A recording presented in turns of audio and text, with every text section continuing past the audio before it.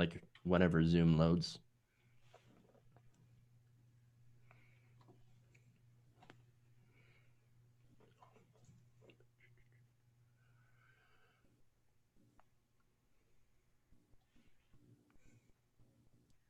All right, we're live.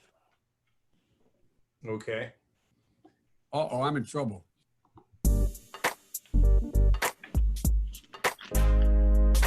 This is an island surrounded by water, big water, ocean water. Trust me, I'm like a smart person. I'm very consistent. I'm a very stable genius. I had the best words. Tolerated. I know words. Mike Pounds. I hope they now go and take a look at the oranges of the investigation. But there's no better word than stupid. And anomalous, really anomalous. I'm very highly educated. One of the wettest we've ever seen from the standpoint of water. I had the best words. God bless the United States.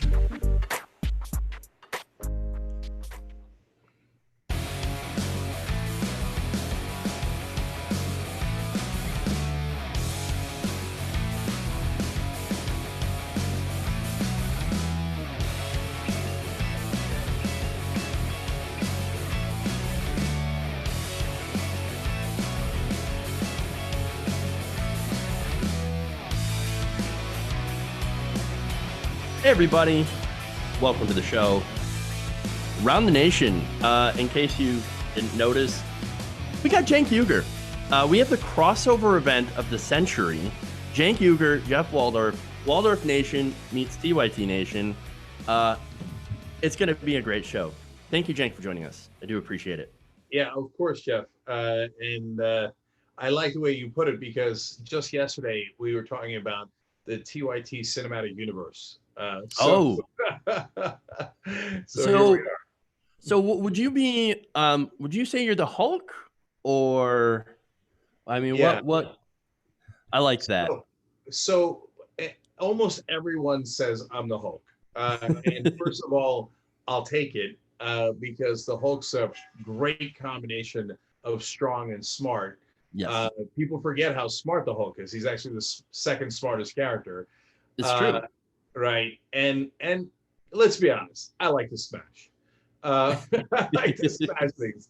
But the only reason why it doesn't necessarily fit in is my giant ego, which is closer to Tony Stark. And I like to plan things out. I'm a planner. But Hulk is a wonderful compliment, which I'll take any day. Awesome. I like to be more like, I don't know, Captain America. I think I kind of like that. That's my thing. God bless. God bless. Well, you're around the nation, so you got all of America covered. This is true.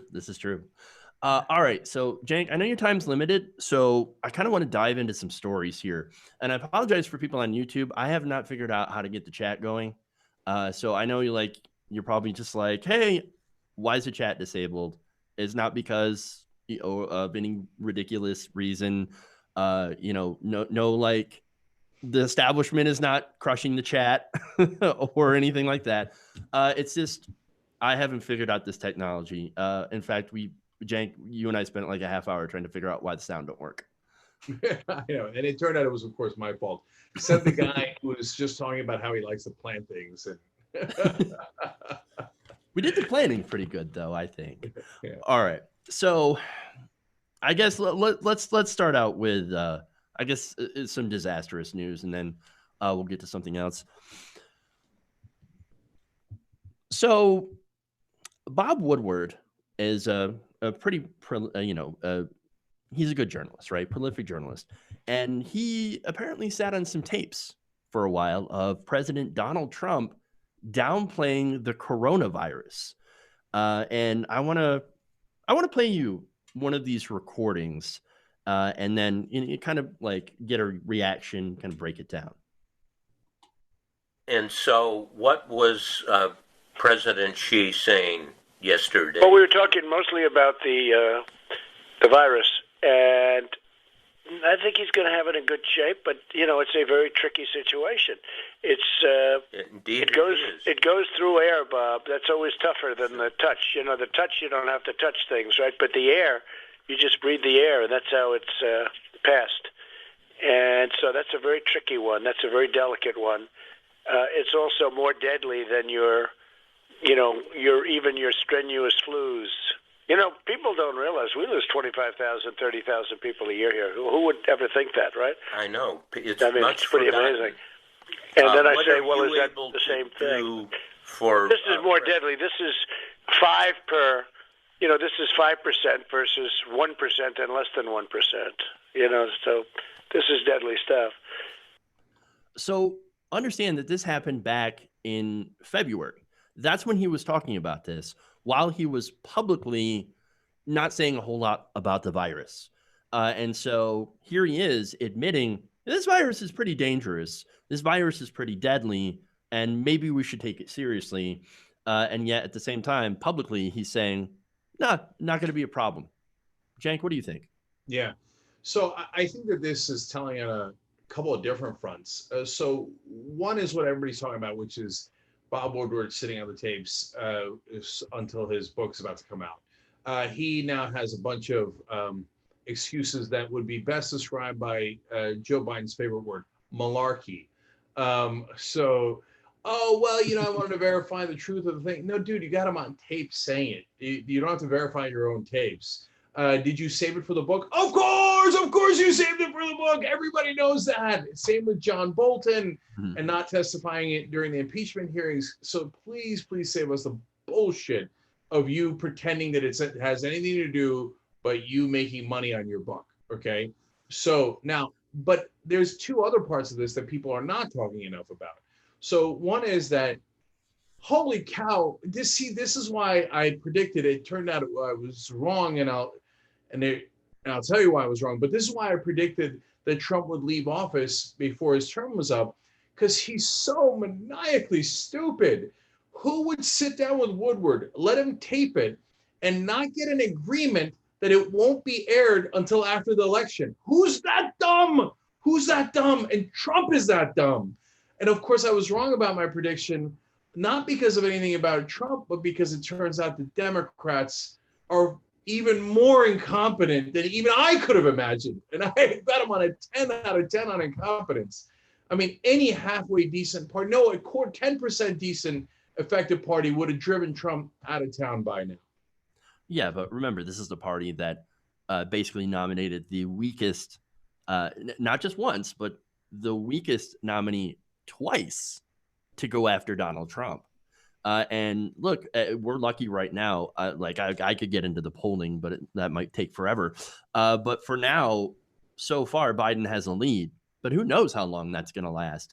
Even with this, and understand, I can kind of get where Bob Woodward, where this revelation, it doesn't really matter at the end of the day, because the people who are going to vote for Trump are still going to vote for Donald Trump. It doesn't matter to them if he's been sitting on this. I don't think that core support, that I think roughly a third of the country, even though we've seen some cracks, and I've reported on this before, I think the third of the country is still going to be with Trump, regardless of the fact that he's been sitting, that he's been saying these things in private. You know what's funny?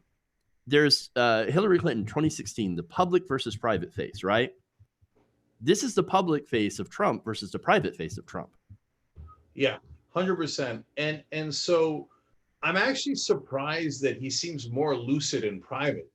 He seems more of a bungler and a bumbler in public, where he's like, I don't know what it is. Nobody knows what it is. Meanwhile, he talks to Woodward, and he's like, oh no, it's airborne. The flu is less than 1% death rate, but coronavirus is 5%. I'm like, that's actually ironically maybe the most lucid and intelligent I've ever seen him in the midst of accidentally torpedoing his own campaign. But I want to mention the third thing too. So everybody's talking about the coronavirus deaths and how he knew it was terrible and didn't do anything about it for good reason, obviously. But there's other giant revelations that are barely getting any press so far that would sink any campaign, any president. Like, it's like the fourth news event of the day. Oh, by the way, his own Secretary of Defense was assembling the cabinet to take out the president because he thought he was mentally and morally incapable of doing the job. Holy cow! Holy cow! That makes Nixon look stable and decent. And it just, no other president in our lifetimes has come within planets, within galaxies of being that incompetent. And yet that's like the third biggest news story of today. I feel like we're living in an era of information and in the case of Trump, stupid overload, right?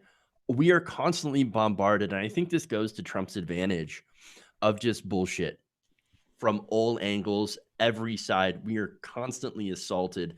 And that, and like for us progressives, it really makes it very difficult to focus on things like policy, right? It's wonderful for news cycles. It's wonderful for our channels, obviously. And, you know, mainstream news is having a fun time because they never have to talk about policy, right? And it's a result of having, you know, insane clown president. It basically... You know, Jeff, actually, that's such a great point. I want to build on that for a second. Sure. Because, you know, we often talk in progressive circles and on the Young Turks, et cetera, that the mainstream media never does policy. And so that's not news to our viewers collectively. But you know, until now, I never put two and two together that like the reason they love Trump so much is because they love the circus, and everybody in that audience is screaming, "Of course!" Right? But partly because it allows them, just like you said, because it allows them to never talk about policy and not feel guilty about it, and not feel any sense of like, "Hey, I don't have to eat my broccoli because I've got a guy." So I've cast a bunch of characters in my soap opera, and I know folks who tried out for the Don Lemon role, and they were almost all African American because it was a role. It wasn't, hey, who's the top news anchor to get the 9 o'clock slot or whatever it is, right? Mm-hmm. So these are all roles. They all try out. They audition for these roles, and so that's why I say, no offense to one particular person, is the system, right? Right. They're news actors in these roles, and so now the starring role has gone to Donald Trump of Captain Chaos. And so this, you know, this great evil character they have. And I naively have this whole time thought, even up until very recently, that they were in the news business, and they're not. They're in the soap opera business. And if you're in the soap opera business, you can't ask for anything better than Trump. I'm going to add one last thing to that, because I'm writing a book. It's called Justice is Coming. If you want to pre-order it, great. It's going to take a while, by the way. Just, I want to be clear about that. But Justice is Coming, book.com is how you do it. Anyways, I was doing research for that. That's why it came top of mind. And during 2015, as Bernie Sanders was closing a 50-point lead on Hillary Clinton, he was covered for 10 minutes on primetime news during that entire year, whereas Donald Trump was covered for over 230 minutes. 23 times the size of Bernie Sanders. Joe Biden, who was not running, got covered for 56 minutes. So it was a decision that the people who were casting the soap opera made. Trump is going to be a great character in the soap opera. And Bernie Sanders, who keeps talking about policy, boring. Okay, that's not going to play well in our little soap opera. So we're going to try to eliminate him from the cast of General Hospital. And the way we do that is by doing what's now known as the Bernie blackout. Mm-hmm. Yeah. And again, you know, we kill two birds with one stone, metaphorically, right? Bernie Sanders can't go and spread his quote unquote dangerous policies, his, you know, socialism. Ooh, scary, right? And that's, by the way, that's the other character that they would cast him as, is the evil socialist villain, right? Chris Matthews, you know, famously said, Bernie Sanders, he's going to take us out to Central Park and execute us, You know, I can't do a good Chris Matthews impression. I can do a pretty decent Trump though. Well, you don't have to do a Chris Matthews impression anymore because he's not on TV. He Yay! only implied that he was going to get executed by Bernie This is true. Sanders. He didn't actually This is say true. it. This is true, but he might as well have just came out and said it openly because we all knew what he meant. But at the same time, they get to get rid of Bernie Sanders, as you said, and not have policies which would affect them, as you said, that they're very well-paid news actors in the media, billion-dollar corporations here, and they get to they get their clown show. 100%. But you know what's interesting is that, in a sense, his own cabinet was more concerned about the clown show, filled with like massive right wingers, guys we can't stand and we don't agree with on anything, right? But they were more concerned than cable news anchors and executives. They're more concerned than, I would argue, the Democratic leadership. Nancy Pelosi famously said when she was not impeaching him, like 2.5 years in, she said, well, we raised a lot of money off of Trump. Meanwhile, Dan Coates, his intelligence head, is going around talking to other cabinet officials going, I think Putin controls him. I think the president is under the control of the leader of Russia. And so like he's losing whatever little hair he has left on his head over it. And meanwhile, Democrats and CNN and New York Times are like, I do slightly disagree with the whole, Putin controls, Donald Trump kind of thing. I think, if anything, it's Donald Trump and his financial, ties or whatever, financial possibilities or assets or whatever financial help that they might have received from investors, including the oligarchs in Russia. But that's I feel like that's a separate discussion. It is. I just want to be clear about two things. Okay. I definitely don't want to get sidetracked into that. Definitely. Yeah. So I think most people both know by now that I'm in the camp of Donald Trump is 100% controlled by Putin, and it's based on his financial ties, not having anything to do with the election or anything along those lines. He borrowed money from the Russians. The fact that investigators and Democrats and reporters have not been able to uncover that when it's just sitting right there in Deutsche Bank drives me out of my mind. I will be proven 100% right. I have no doubt of it. But that's not why I brought it up. I brought it up because his own cabinet thinks that, and so at a minimum, he is acting so irrationally and so against American interests that they're like, maybe the answer is easier. No, he's just clinically unintelligent. Like he only has 2 brain cells bumping around in there. And Dan Coates mistook that for being controlled by Russia. But his own cabinet's hair is on fire. Absolutely. And that once Donald Trump is out of office one way or the other, there are going to be a flurry of books saying, I was in there, I was in the back, and I was pushing back against Donald Trump every single day. Yeah. Expect it. Yes. It's already happening. Every one of them is going to write a book, and everyone's going to pretend that they were pushing back and trying to help the country. They're all unbelievable liars. They've all betrayed this country in ways that are immeasurable. And for God's sake, Jim Mattis, if you were thinking of assembling the cabinet, well, say something. There's an election going on right now. All right. Anyway, I'll try to spare some more adjectives. But the same with John Kelly. Basically spits on your son's grave, and you're not going to say anything about it after the until after the election. Well, what's the point? Are you a patriot or are you not a patriot? The country's on the line. The Constitution and democracy is on the line. Either get in the battle, if you will, or never, ever talk about it again. It sucks, though, and I'm pretty sure you see this the same way that I do. These people are going to be rehabilitated, just like George W. Bush. 100%. A few years from now, 8 years from now, Trump wasn't so bad.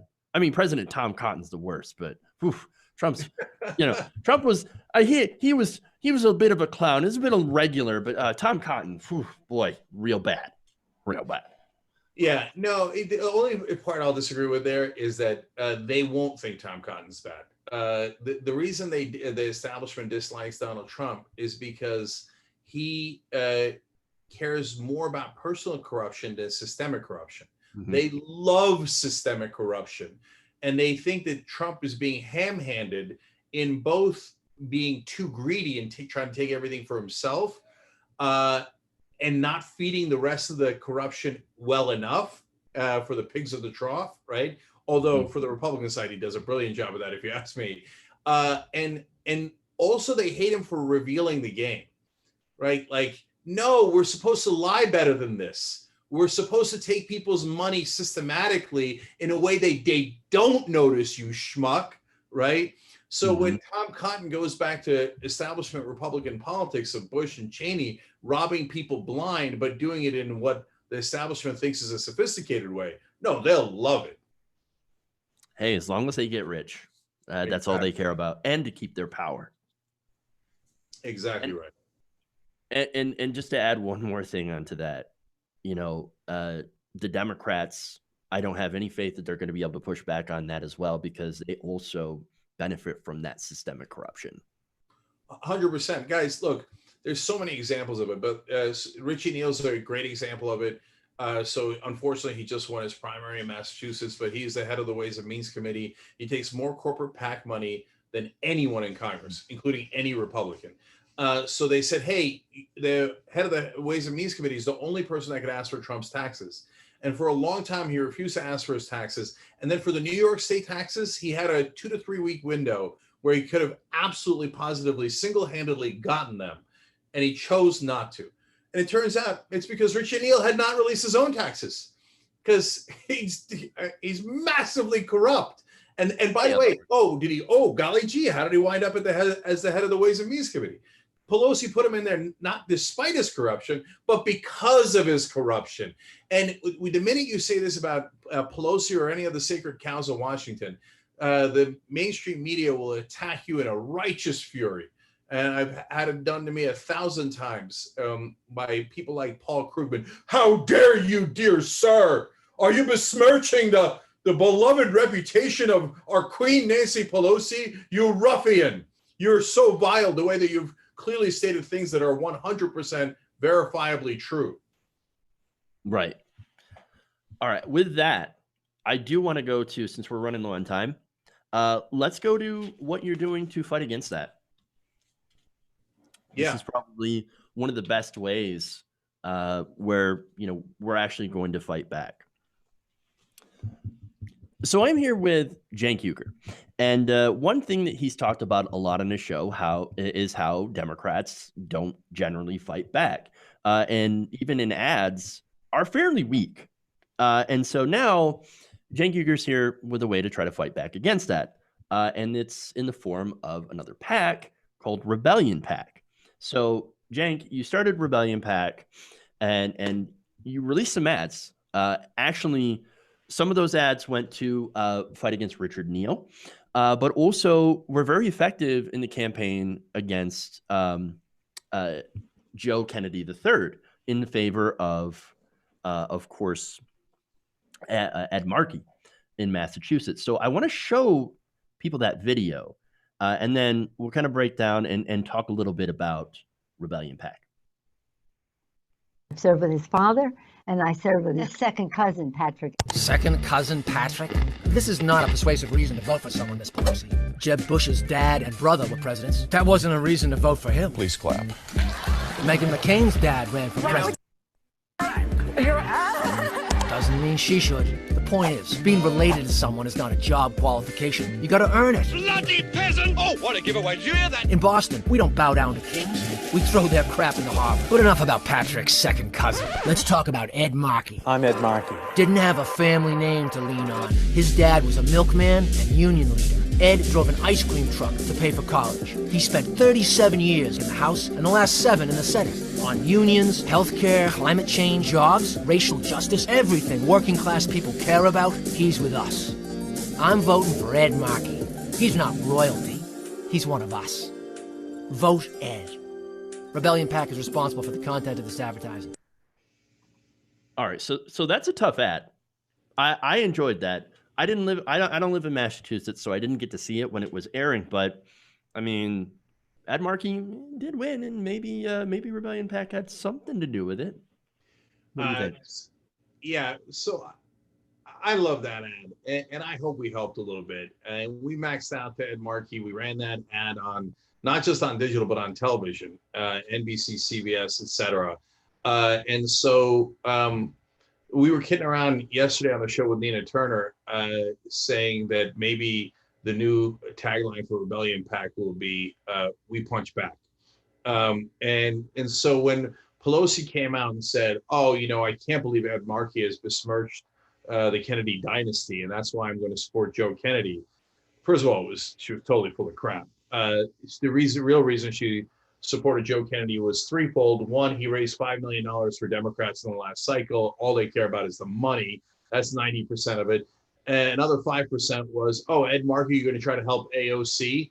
And instead of me seeing her as an heir apparent, I see her as a challenge, even though I'm 280 years old. I'm never going to let go of power. So how dare you help AOC? Right. And number three is I hate progressives and I never want them to win. And I don't want the Green Dream or whatever she calls the Green New Deal to pass. So those are the reasons she actually backed Kennedy over Markey. So we're like, okay, you're coming in, we're coming in. So I love to say the rebellion has joined the race. And so the rebellion joined that race, and I hope we made a difference. And a lot of good folks were in that race and made a difference, and good progressive groups. And now we've got a good amount of money, thanks to you guys. So everybody else raised, honestly, even good progressive groups, they raise it from billionaires. And I don't mind that. I'm happy to take billionaire money as long as they let us control the message, and no strings attached. Okay, you got any strings, we're not taking it, right? Right. But mainly, us. Mainly, we finance things through you guys. So through the audience. So and I love when they say, "Oh yeah, what if we cut your source of funding?" Have at it, boss. Good luck to you. It's Bob from Nebraska at $5, Sally from Missouri at $10, etc. So rebellionpac.com. And if you like that, Jeff, we got a lot more where that came from. We're going to do more in this cycle. And then in 2022, I just want to absolutely dominate for progressives in primaries and then general elections. So you were talking to Nina Turner yesterday, and she dropped a little bit of news, right? How she might be running in one of the next races. And so I really enjoyed watching that. Look, I enjoy watching Nina Turner talk. Whenever she, I actually was lucky enough, I should say, to see her in person and speak. And look, I'm an atheist, right? But she reminds me of a preacher, and she shakes you down to your soul when she talks. Mm-hmm. She just has that way. Yeah. Jeff, so she said she's considering running for president in 2024. Okay. Now, when that hit the social media, you should see the mentions in the mainstream media reporters' Twitter feeds, because the establishment lost their minds. They're like, oh, I do declare Nina Turner, that should never happen. And so, the more I saw that, the more excited I got about Nina Turner. And so, first of all, look, I'll take credit for this one. I'm the first person to ever mention Nina Turner for vice president or president. And that happened like 5 years ago. Okay. So I was also the first one that said Bernie Sanders could win back in 2013. I remember. Thank you, brother. As it turns out, he didn't win, to be fair, but damn, he came close, right? And no one else thought it was possible. So what do I see in Nina Turner that I saw in Bernie Sanders and the progressive movement overall, and by the way, AOC and so many others that we helped before anyone else? It's not that we are determinative in those victories or their rises. It's that we can see what they have before others can see what they have, right? And so, and in the case of Nina Turner, she is, do not take this the wrong way. I'm saying this in only a very specific context. Okay. She's Trumpian in the sense of the rage that she creates in the establishment media. They cannot help but hate her. Right. Now, in her case, it's the exact opposite reason as Trump. It's because she's hell-bent on helping the little guy. And the establishment despises that in their core. They hate it way more than they hate any of Trump's lies or pathologies, etc. But they can't help but attack her. And in the beginning, that's going to be a problem. But in the long run, that's actually an advantage, because it will get her a lot more press attention, because they'll say, oh, there's no way that it could be Nina Turner. Look at the way she talks. She admits she's angry. Whereas we tell everybody to be civil because we want you to be nice and calm and comfortable as we pick your pocket, and not to realize we're picking your pocket, and not to get angry that we're picking your pocket. And the last thing we want you to do is get up off that couch. And God damn it, Nina Turner makes you get up off the couch. She does. I love the fact that she's angry, and I love the fact that she is an authentic person. You know what she's about. You listen to her, and you can see it, and you can see that she wants real change. And that's, again, if I'd vote for her. and Jeff, they don't see you coming at all. So whether it's your show, it's your audience, or your beliefs. So when you say things like, I'd vote for Nina Turner, you speak for a lot of people, and you have tapped that vein of progressives more than any establishment reporter. So those guys, all they know is their own circle. And in their own circle, they're like, which dynasty is next, right? Is it the Kennedy dynasty, the Bush dynasty, the Trump, etc.? And they all know the same set of people, and they all went to Harvard or Yale, and I'm glad they got a good education. I'm not saying anything against that. I love a good education, but it's the same tight-knit group of elites. And when someone who does not belong in their circle like Nina Turner comes by, they cannot believe their lying eyes. Yeah, look, I'm a working class person. I work, in retail. I worked in factories. I'm in Michigan, so I know a thing or two about how bad our economic system has treated the working class, because that's me. I am the working class, or at least I was before I started getting into this. And so those are the people that speak to me. Bernie Sanders speaks to me and speaks for me. Nina Turner speaks to me, speaks for me. These progressive politicians, AOC, speaks to me and for me. And so I love that. And I want to get more of those people elected. We need to have more of them. We need to have more strong progressives in office. And that's why I love, again, what Rebellion PAC is doing, what the progressive groups are doing. A brand new Congress, originally Justice Democrats, what you and Kyle Kalinske got together and you formed, and you found these, wonderful progressives, and you supported them, you backed them. And look, I've been a fan of the Young Turks. You guys inspired me, right? This is why I do this now. I said, I got to do something better in this world, to at least make some sort of mark and give voice to people just like myself who, didn't have that voice before. And I want to thank you for that, Cenk, by the way. And thank you, Jeff. I appreciate you saying that.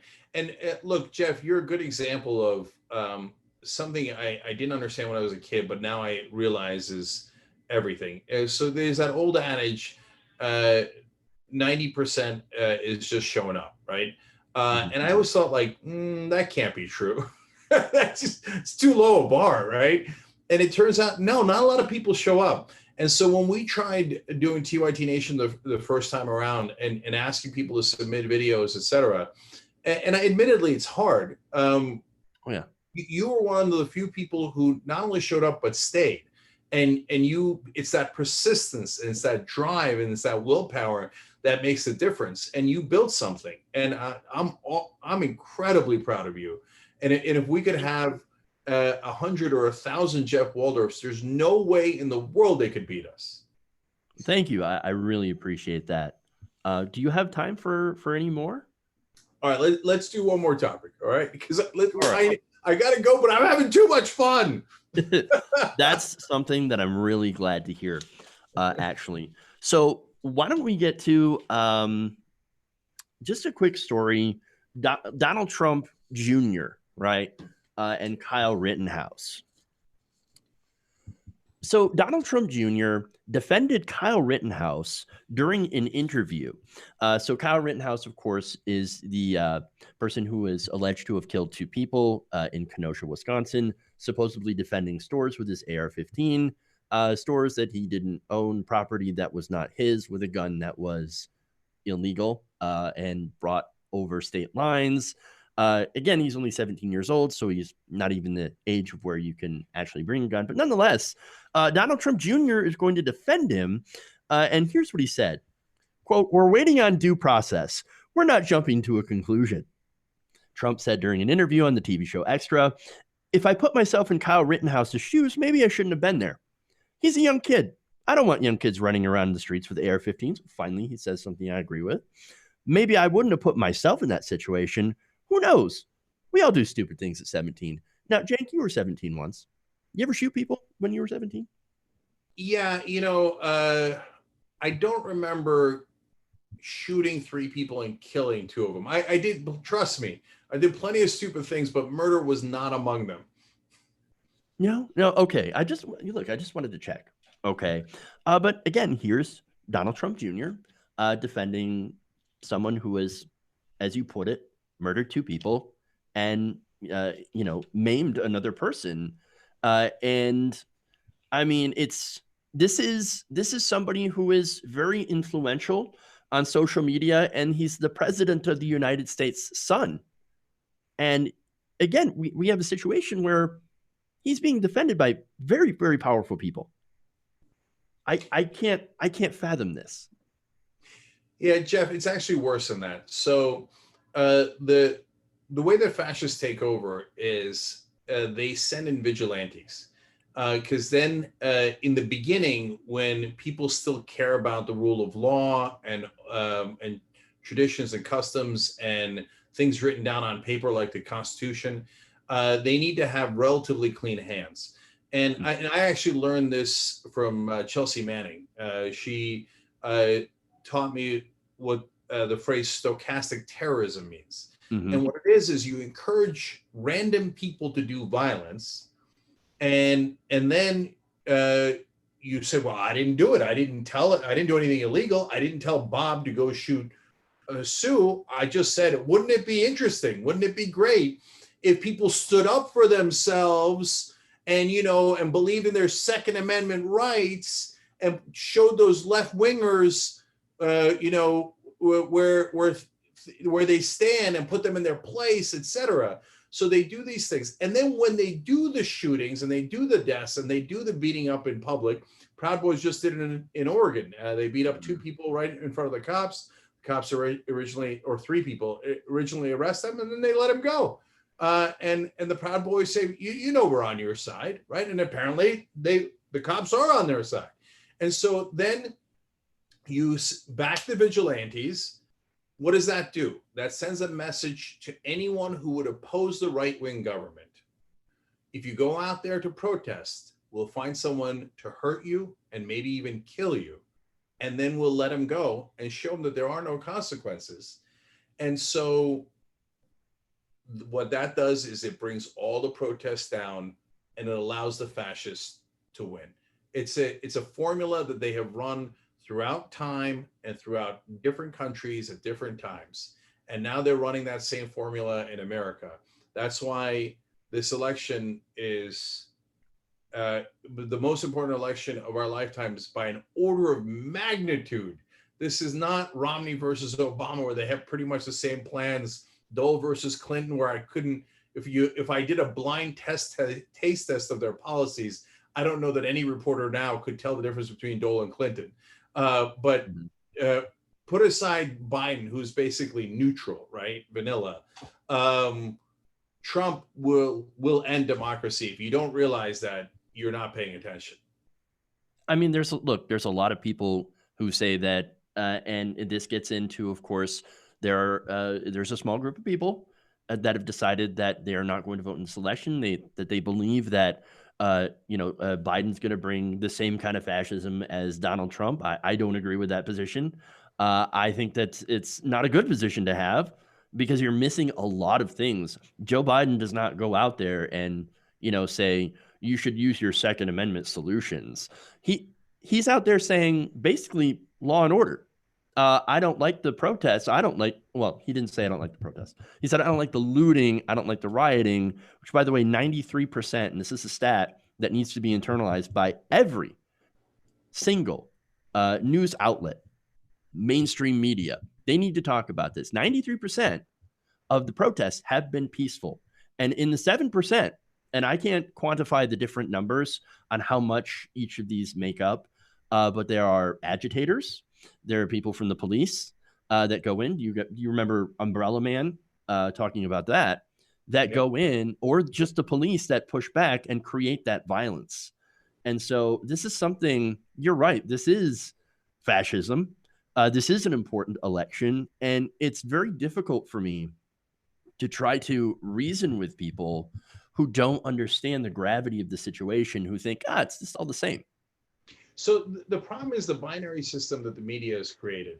Trump is the devil and everybody else is a saint. Now, that's not true. Trump could be the devil, but that doesn't make everybody else a saint. Okay, yes. So the establishment indisputably engages in systemic corruption. And systemic corruption is our long-term enemy. It is the thing that we do battle against over time. But in the midst of that battle, this dark force entered, and it's to go back to our cinematic universes, right? If Thanos wins, he wipes out half of existence. So we don't have time to figure out how we're going to end corruption when democracy is gone. It's gone. There is no more battle that we can win within that system, right? So look, I'll give you examples of how we can win within a system that is still deeply corrupt. Look, did Ed Markey not just beat Joe Kennedy? He did. So Joe Kennedy was the more corrupt one, the more corporate one, the one that took more campaign donations. Did AOC not beat Joe Crowley? Yes. Was that part of any plan by the establishment? Hell no. They hated that she beat Crowley. They loved Crowley. Did the squad not just win all of their re-election campaigns against establishment challengers that are much more well-funded? Easily. They won easily. And guys, two more. So Cori Bush, even the squad didn't think Cori Bush was going to win. Nobody thought Cori Bush was going to win. Look, I'm keeping it real. I love AOC and the squad, but none of them endorsed Cori Bush. Okay. And I hope that they learn from that mistake. Okay. Right. But Cori Bush won anyway. That means we can win within the matrix, but we cannot win in non-existence. Okay. If there is no democracy, we're done for. And the first people they're going to come for is progressives, because the establishment will not protect us. We're the first targets. If Trump wins re-election, I guarantee you he rounds up progressives first. And so, but within the system, guys, it is a solvable system. Rebellion PAC, Justice Democrats, Young Turks, the entire progressive universe, we're in the middle of solving it as we speak. So I can tell you exactly why the squad won re-election easily, as opposed to how hard it was the first time around. That's why I do predictions on the show. Sometimes I get it wrong for reasons that I explain later, but so that you can analyze for yourself. But mainly I do it so you know how the system works and you can see it yourself. So that's why I said ahead of time, Marie Newman is far more likely to win because it's her second time running. And it's about branding and name recognition. We can beat this system, but we cannot beat it if there is no system and we have chaos and fascism. Exactly. I'm with you 100% on that. And, just like you said, we can fight the system, but only if there is actually a system. We cannot let Donald Trump and the Republican Party, which, by the way, Republican Party, we shouldn't let them off the hook, right? Donald Trump is not a unique evil. He is, and I say this all the time in the show, I think he's the logical conclusion of conservative ideology taken to its end point, essentially. And that's basically what fascism is. Yeah. Yeah. So, Jeff, it's a good way to wrap up. You're 200% right. So here's what I mean by that. One, you're saying what mainstream media will never say because they are too wedded to establishment Democrats and Republicans. They've been kissing their ass for decades. So they can't then turn around and say, oh, those guys that we told you were lovely people, like the honorable gentleman from South Carolina, Lindsey Graham, and the honorable gentleman from Kentucky, Mitch McConnell, et cetera. Well, they're frauds and they're criminals who are trying to steal all your money and give it to the rich and the powerful. They can't say that. They're too deep in, right? Mm-hmm. By the way, they also don't want to say that. So absolutely, Trump is the logical conclusion to that kleptocracy and the oligarchy that was set up. But the other 100% is that with the Republicans permanently losing their demographic advantage, they had no choice but to logically pursue authoritarian government because they can no longer win in a democracy. So, of course, a right wing that celebrates oligarchy and authoritarian forms of government, when faced with a demographic impossibility in a democracy, will turn to authoritarianism. It is the most logical conclusion to the Republican Party that you could possibly imagine. And it's not like we haven't seen the warning signs or the red flags. Constant voter suppression. We've seen that. We've seen, purging of the voter rolls. We've seen the removal of polling places. We've seen enormous gerrymandering. And it's not like it hasn't existed throughout the ages, but it's been taken to just an extreme. Whenever they can try to find a political advantage, they use it because of that demographic. And, like you would think that, okay, let's just evolve, right, to try to appeal to a different demographic. But understand that the Republican Party serves the donors and the donors only. And so in order to enrich the donors, it really does help to divide people so that you can easily pick their pockets. And when everybody's fighting each other, when you have such high levels of division in this country, it sure does make it easy to distract people. And add in the fact that we have insane clown president, and well, even easier to pick your pockets while you're distracted. Yep, that's 100% right. And you will never, ever hear that from the corporate media. Mm-hmm. Would you say then that corporate media is the biggest obstacle to progress in this country? I think the answer is obviously so.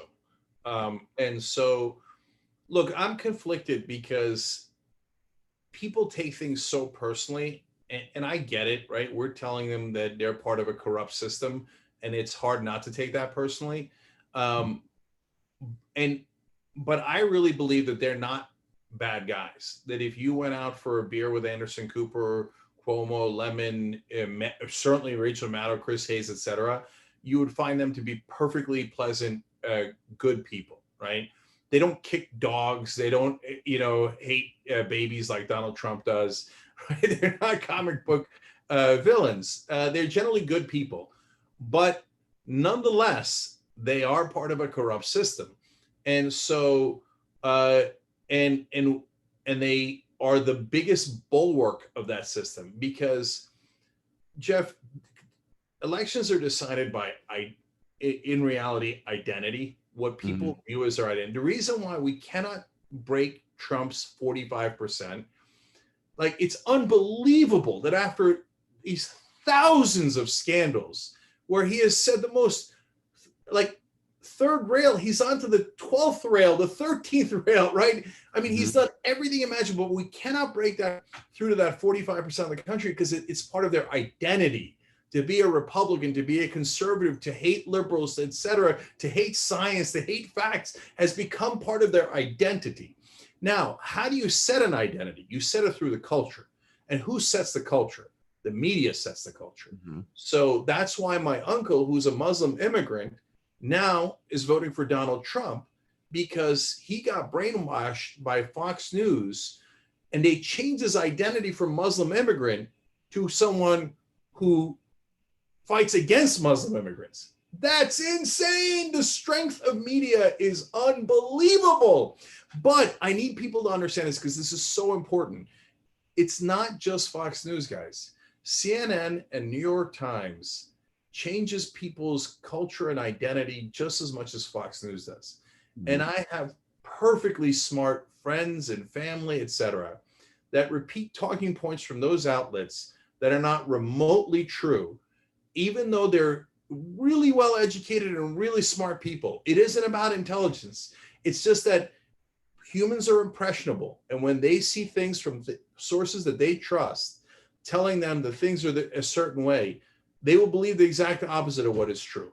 And so, and the New York Times has done that, honestly, not only just as much as Fox News. No, they don't lie about the facts as much as Fox News does. Right. But they spin and pervert and give the wrong context, etc., so much that in a way they are far more sophisticated at manipulating people than Fox News is. And we've, definitely seen that in, for example, any discussion about single payer healthcare, right? Any discussion where where you see somebody on TV talking about how, well, we just can't do a single payer healthcare. It's too expensive. It eliminates your choice, right? What choice?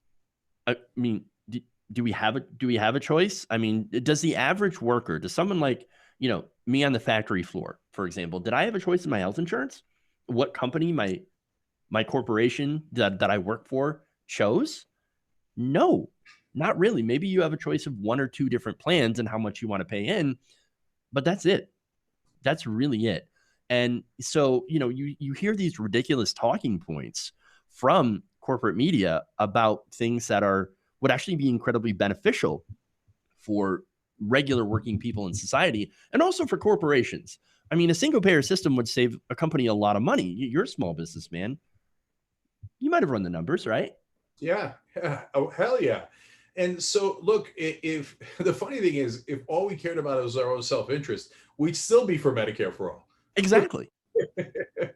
So it saves small businesses money, and it saves individuals money. It saves everybody money. You know why? Because every developed nation has it, and every developed nation, on average, pays half of what we do. How many times did you see that in the corporate media? Zero. None. Zero. So, look, Jeff, you picked a perfect example, and two final thoughts on it. One is, I asked Senator Michael Bennet when he was running for president, believe it or not, he was.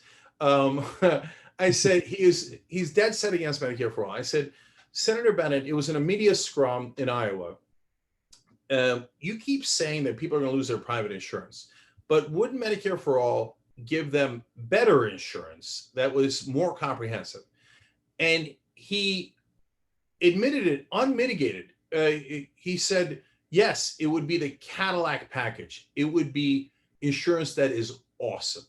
Now, I want you to think out, if you're out there, why didn't a single corporate media reporter ask any of the moderate or conservative Democratic candidates, hey, wait a minute, you keep saying that people lose private insurance. Wouldn't Medicare for all give them better insurance? Not one ever asked that question. They all saw me ask the question. They all saw Senator Bennett's answer to the question. Not one of them ever repeated it. And then secondly, on the cost, you have the Koch brothers study come out and say it costs $32 trillion, but the current system costs $34 trillion, so it saves $2 trillion, right?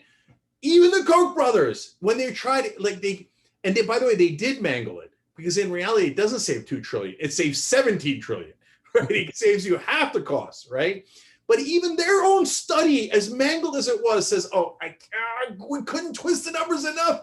It still saves you money. But did they ask it that way? Did they ask a single conservative Democrat or establishment Democrat, how are you going to pay for this current system that even the Koch brothers says costs $2 trillion more? How are we going to continue year after year, decade after decade, pay for a system that costs twice as much as Canada, Japan, Germany, Netherlands, you name it? Not once did they ask that question. In fact, they asked the opposite. How are you going to pay for a system that they know costs less? So I don't know if they're conscious liars, but I do know that the system creates news actors that the system uses to mislead all of you into thinking that you should not vote your own interest. And so that's how this game is played. Absolutely. So I have this controversial theory that I'm going to share with you. I think that all politicians lie. I think that's I think lying is kind of intrinsic into what they do, because what they're doing is they're running campaigns. And if people have, in those, how those campaigns are funded, they're funded by big donors, corporations, in some cases, health insurance companies. And that funding, who'd have thought, right? That funding would dictate what positions that you would take. I mean, have you ever seen any politician that was funded through health insurance money take a position on single payer? It's inconceivable, isn't it? Yeah, Jeff, look, even in the best case scenario,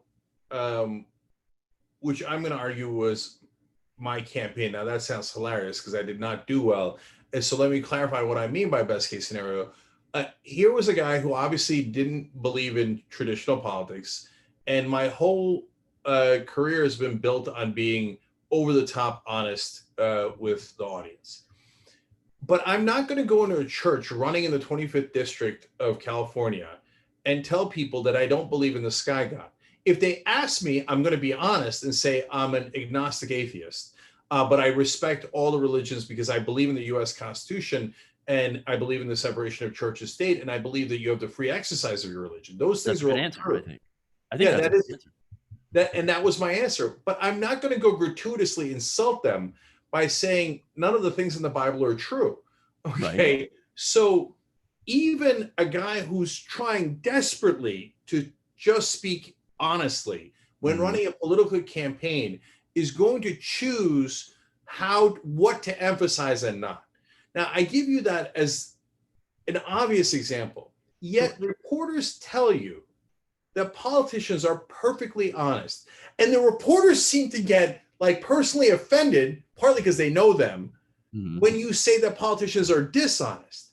Even in the best case scenario where someone's trying super hard to be as honest as they possibly can, you're still shading your priorities and the context, etc., let alone the guys who don't care to be honest at all, who are trying to seek power for its own sake and for their own status and privilege. You think those guys aren't going to lie about their religious position? And then when you add on top of it, oh, by the way, somebody's going to give you millions of dollars. Now, you think they're not going to lie about why they took the millions of dollars? Oh, come on. Bible's my favorite book. 2 Corinthians, too fast, too furious. So when the reporters credulously cover the politicians as if they're not lying, you have to realize that it's a game and they're not real reporters and they're not real anchors. And Noam Chomsky was right all along that what they're not manufacturing news, they're manufacturing consent. I also feel as though politicians are the ones who are also playing this game, and they play the game quite well. Nancy Pelosi, great example, because she is not a master legislator. She calls herself one all the time, but she is not. But she is a master at raising money. And, well, that's basically it. I mean, can you think of anything that Nancy Pelosi has actually really been a master at? I've now debated this with good folks that are more mainstream, and I've challenged them to name one thing that Nancy Pelosi has ever accomplished. And the only thing they could ever say is she passed the Affordable Care Act with a supermajority. Wow. I'm she impressed. Passed Romney Care with a supermajority of Democrats and couldn't get the public option in it. And that's your case for a master legislator? I don't think they even, no, that's not true. They do believe it because they got brainwashed into thinking, because every reporter in Washington told them that Nancy Pelosi is a master legislator. So they made the mistake of believing them and never really questioned whether the New York Times was lying to them. I can think of one thing that Nancy Pelosi has done. She has managed to basically keep Medicare for All locked up in her basement as if we're doing a recreation of the, Silence of the Lambs. Yeah. And, she said it as if it was a bragging point. She's like, I have a poster of single payer in my basement from 30 years ago. Like any self-respecting reporter would have followed up with, why did you bury it there? Right. And look, you don't have to be rude about it, but you could have asked, hey, if you've been pushing for it for 30 years, can you give us any examples or evidence of you pushing for it legislatively? Yeah. That's it. Or you could do this follow-up question that is literally the simplest question that the first day of journalism school that any kid walking into class would know. Oh, you say you're for single payer. So you are the Speaker of the House. Will you be introducing legislation on single payer? But didn't they ask her already? And she said, that's just not something that I'm ready for. No, she when in a different context, they asked her, okay, how about Medicare for all? She goes, oh no, we're definitely not going to do that. But then they will report, no, she's a big fan of single payer because she's got a poster in her basement from 30 years ago. So she loves single payer. Keep supporting Nancy Pelosi. She's 82 years old, but she will get to it when she's 92 or 102. Everybody remember, bow your head and support Nancy Pelosi. By the way, we're never going to do Medicare for all. Which one is it? And look, I'll end on this. All my progressive friends in Congress, I got nothing but love for you guys. But are we ever going to ask for a vote on Medicare for all or Green New Deal? Because we control the House. She hasn't put it up for a vote. She has no plans to put it up for a vote. Are you going to demand that she do it? Or are you just going to bow your head for another 2 years? Let's keep it real, because that's what's happening. Yeah, but like, she'll get to the Green New Dream or whatever at some point. Yeah. She promises. Yeah. If they don't make her do it, she's never, ever going to do it. So come January of 2021, if you thought progressives were tough on the establishment before, wait till you get a load of us then. By the way, this is why we should support progressive candidates and support groups boosting progressive candidates. For example, Justice Democrats, Rebellion PAC. We need to find these progressives, and we need to give them the airtime, because that is their biggest disadvantage. Corporate media is never going to cover these people. It is up to us to boost them. It is up to us to fund them and to help them to win, so that we can go with an army of legislators at our back and tell Nancy Pelosi, do Medicare for all, introduce it, or you're going to have us to contend with legislatively. Yeah. We will not back anything that Nancy Pelosi tries to put on the floor. And I'll give one more shout out to a group that is not progressive, that is religiously nonpartisan, Wolfpack. And at the end of the day, if you don't get the money out, the corruption steamrolls all of us. And Wolfpack will work with Democrats, Republicans, liberals, conservatives. They don't care. What they care about is end the goddamn corruption. By the way, they just did a poll yesterday. They released it. You'll never see it highlighted in any cable news outlet. Number one issue was jobs and the economy. And number three issue was healthcare. You'll hear both of those plenty. You'll never hear the number two issue. Number two issue, according to the American people, was corruption. Mm-hmm. Absolutely. But the reason you don't hear it is because media is part of the corruption. And of course, you can fight against that corporate media by supporting independent progressive media, TYT Network. Obviously, the Young Turks doing a drive to raise money. We're doing our own kind of drive here on this show to try to get better equipment, as we've done before. And there are plenty of other channels. Humanist Report, also part of the TYT Network, raising money. You've got all sorts of different progressive indie channels that need your help and your support.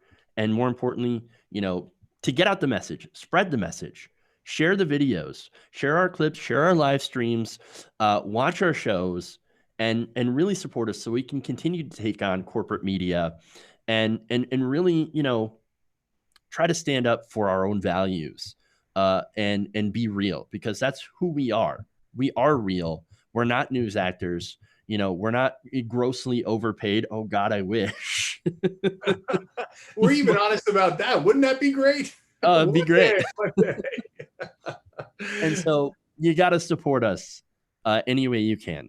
So, and we appreciate it greatly, because you're the reason that we're here. You're the reason that I can do this. You're the reason that Cenk can do what he does. And what you have done, Cenk, is just amazing. You've built something that I'm really proud to be a part of.